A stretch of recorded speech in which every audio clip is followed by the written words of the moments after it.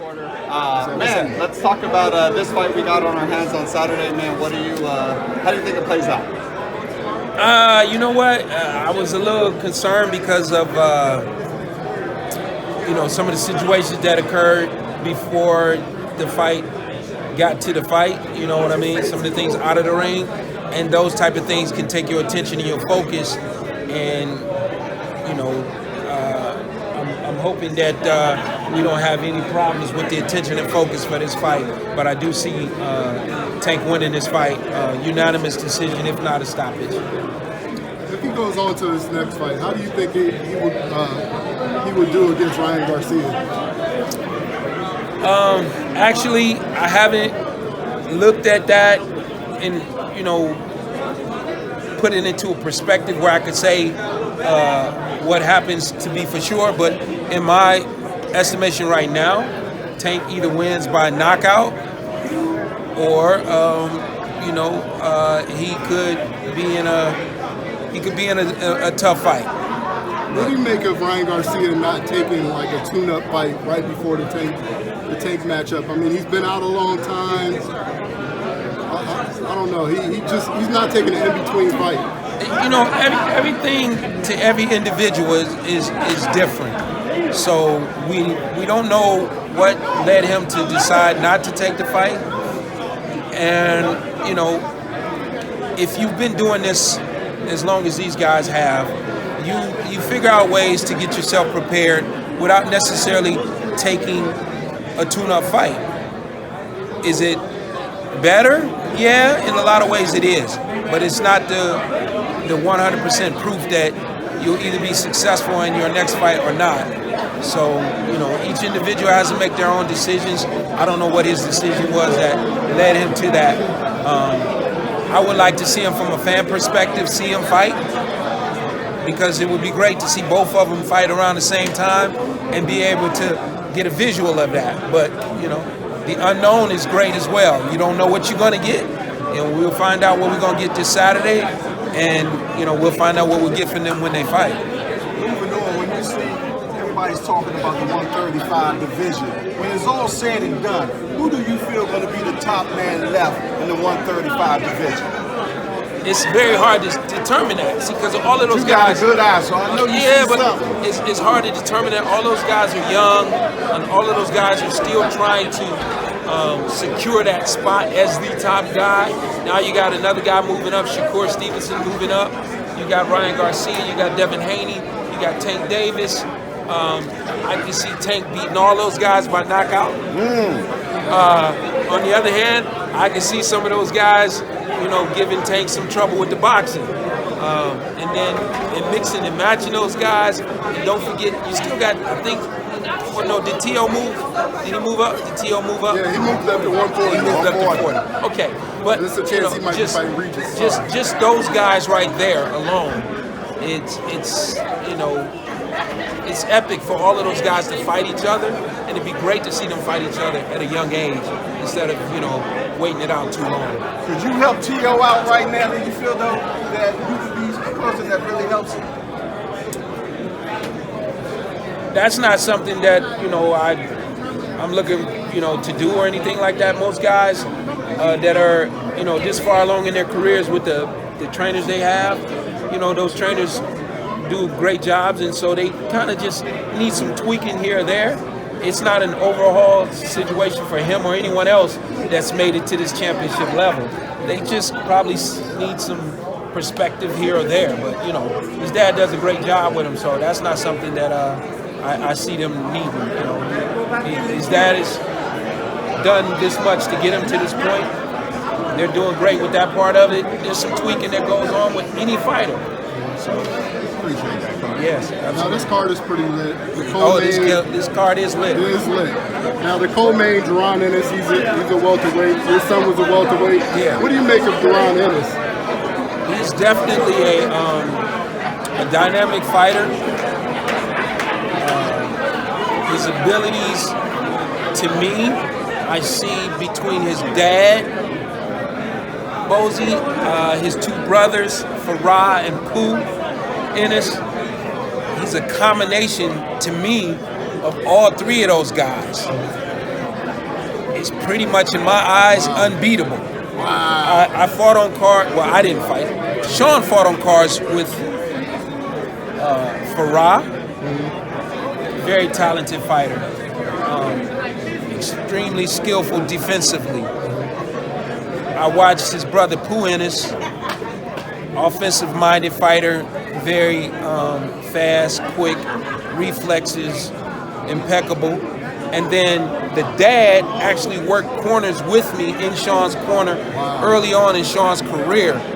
And so his mind is borderline genius, and having the ability to take what he did with his other two sons before him, which I'm looking at one of them right there, there's Pooh Ennis.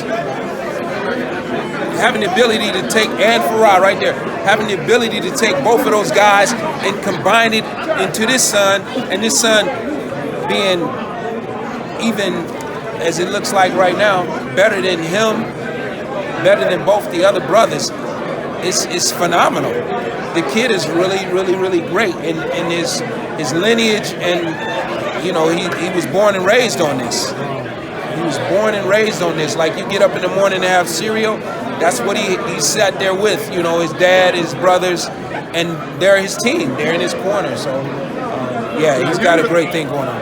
Now, you're the only trainer that has faced Bud and Spence.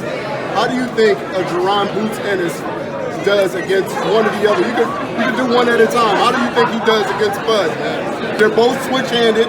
They're both geniuses inside the square circle. How do you think they fare against each other?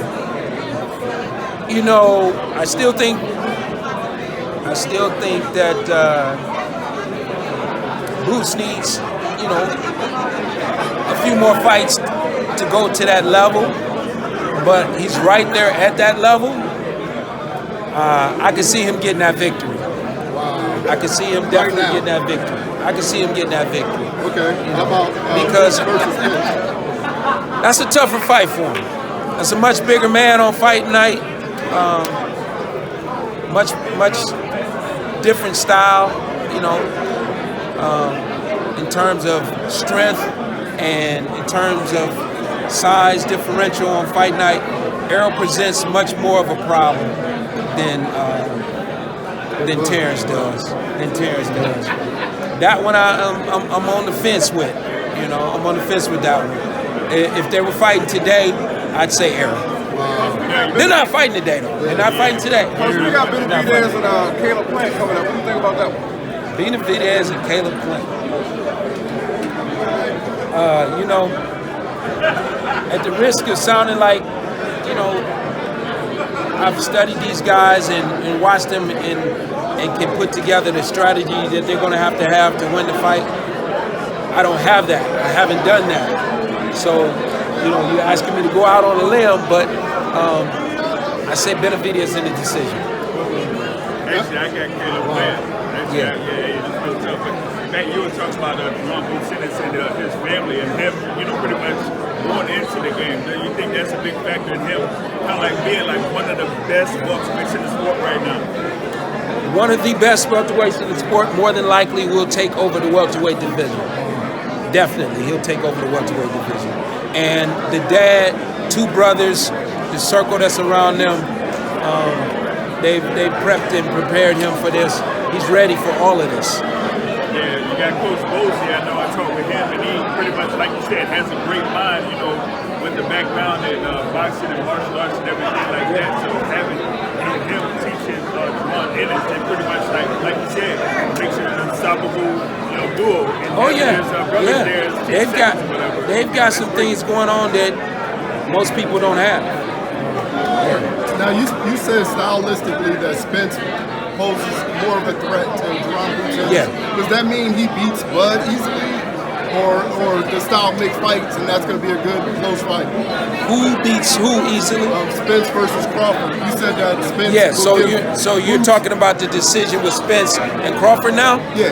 And we're not talking about Boots. I'm bouncing off the fact that you said that Spence gives Jaron Boots Ennis a harder time. Does that mean he's the better fighter between him and Crawford? That doesn't mean that he's the better fighter. That just means my opinion is I see Errol winning the fight. That doesn't mean,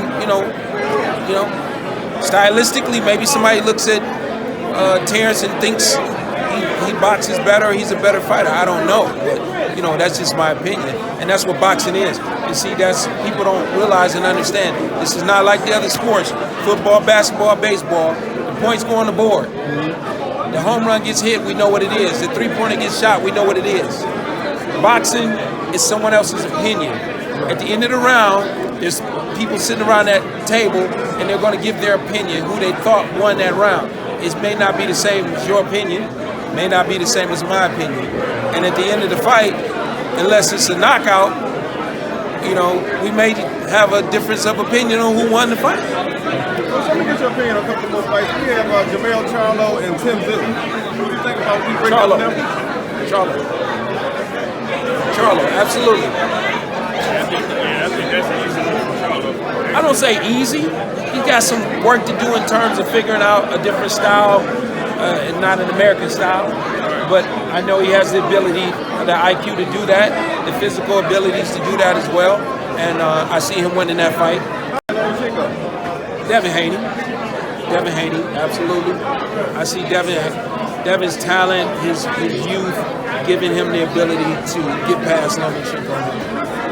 Wilder and Ruiz. What do you think about that fight? Wilder by stoppage. Love Andy, great fighter. You're getting a lot out of, a lesser guy in terms of not as big as Wilder, not as long as Wilder, not as tall as Wilder, reaching, not knocking out people like Wilder. So he's going to put up a great fight, but I see Wilder winning that. What about the Fury versus Usyk for the Undisputed Heavyweight Championship? Fury. Do you know the last guy who was from America to beat Usyk? The last guy from America to beat Usyk. America to beat Usyk. Sean Porter. The person right behind me, Sean Porter. You know the last person to beat Demetrius Andrade from the United States? Sean Porter. All right, we got potentially Gervonta Davis and Ryan Garcia. Can you break that down for us? I'm not going to be able to break it down, but I got Gervonta in the knockout. In the knockout. Do you feel like it's disrespectful for him to already have a fight lined up after the fight, before the fight happens? Nah, it's part of boxing. There's some contracted names on there already. If somebody gives you a contract with X amount of names and X amount of dollars, are you going to say no to that? It's just the cat got out the bag and some of the information got around, that's all. Hey guys, I got to get back over here. I appreciate you. Thank you.